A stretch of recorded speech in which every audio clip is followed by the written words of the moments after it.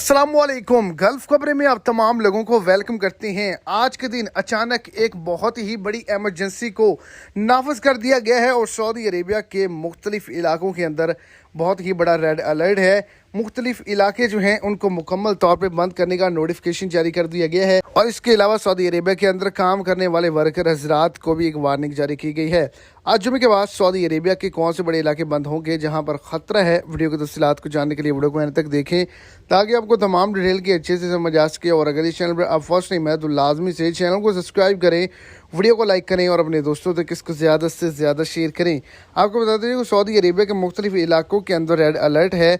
वहाँ पर दर्जा हरारत जो है वो बहुत ही ज़्यादा बढ़ने वाला है, जिसके अंदर मुख्तलिफ जो इलाके हैं वो शामिल किए गए हैं।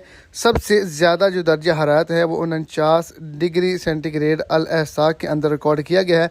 दूसरे नंबर पर सबसे ज़्यादा जो दर्जा हरारत है 48 डिग्री सेंटीग्रेड वो दमाम के अंदर रिकॉर्ड किया गया है। इसके साथ साथ अल-खज, हिफ्रुल बातन, मक्का मुकरमा, मदीना मुनव्वरा और रियाज के अंदर 46 डिग्री सेंटीग्रेड जो है रिकॉर्ड किया गया है। काम के हवाले से नोटिफिकेशन को जारी किया गया है कि कोई भी शख्स धूप पर काम हरगिज़ मत करे और इसके अलावा शदीद सैलाबी बारिश होने का भी खतरा है, जिसकी वजह से 72 घंटों का एलामिया जारी किया गया है, अलर्ट जारी किया गया है।